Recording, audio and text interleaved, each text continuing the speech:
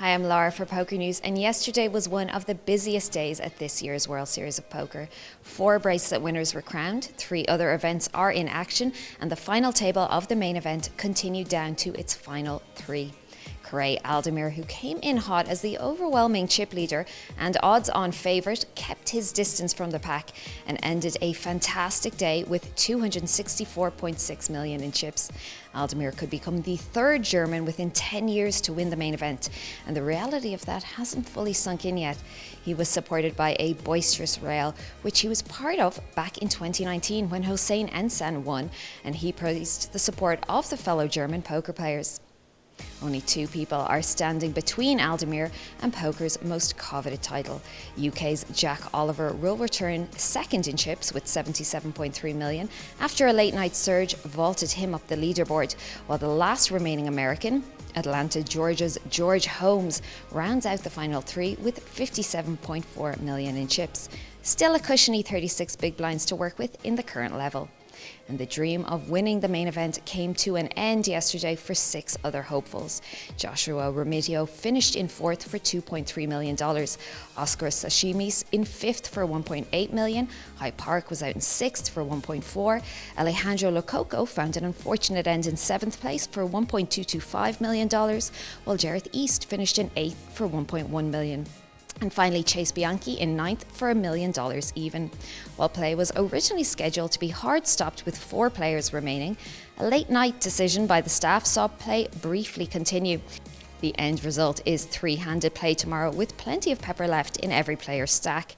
The explosive end proved a fitting conclusion to a full night of thrills.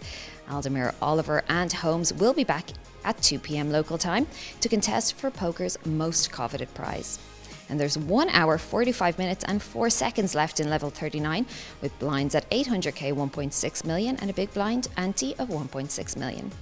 Meanwhile, one of the biggest events of yesterday was the elimination of rapper Papo MC, who went from 2nd in chips to out in a single hand. Tiffany Michelle was on hand to speak with him, and needless to say, he was shocked and devastated. You can find that video linked below. And while the main continues to steal the show, elsewhere a lot was happening still. Brian Hastings grabbed his 5th WSOP bracelet in the 10k stud high-low championship, while Dennis Skrebkov won his 2nd in the 2500 big bet mix. There were also maiden bracelets for David Moses in the 888 Crazy 8s and Frenchman Romain Lewis in the 10k Super Turbo Bounty. Meanwhile, the 1550 stack and the 10k Raz Championship got underway, and a final table was reached in the 1500 freeze-out. Romain Lou of Canada leads a final table of 8 players in the 1500 freeze-out. Lou bagged a stack of 7.1 million. The freeze-out event attracted 1,191 players and generated a total prize pool of over $1.5 million, of which $877 will go to the first place finisher. Lou, who also ended day 1 as chip leader, is after his first bracelet. The Canadian, who has just $2,390 in lifetime WSOP earnings, already has a min cash of $22,986 locked up. And day 1 of the 10k Raz has been played to completion, with Jeff Lisandro emerging as the current chip leader after bagging 270,500 in chips.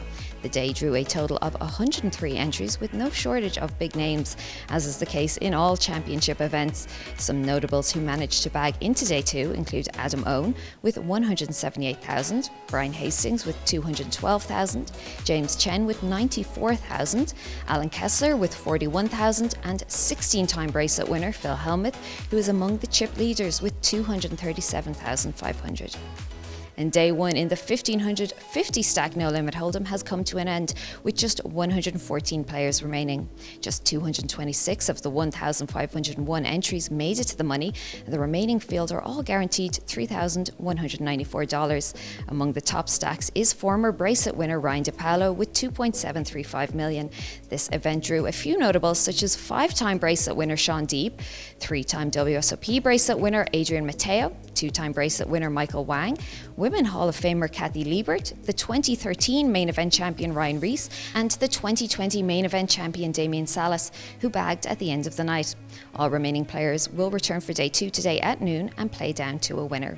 And finally today we'll see the 3K 6-handed PLO at 3 p.m. But first, the 1,979 Poker Hall of Fame Bounty No Limit Hold'em Freeze-Out begins at 11 a.m. Players will receive the year a Poker Hall of Famer was inducted in dollars from the prize pool for each one they eliminate. For example, Doyle Brunson was inducted in 1988, therefore eliminating him would earn the player a $1,988 bounty. Players can redeem bounties after 8 p.m. on day one. And that's it for now. We'll be bringing you live updates on PokerNews.com throughout the day. Our coverage of the WSOP is powered by ClubGG.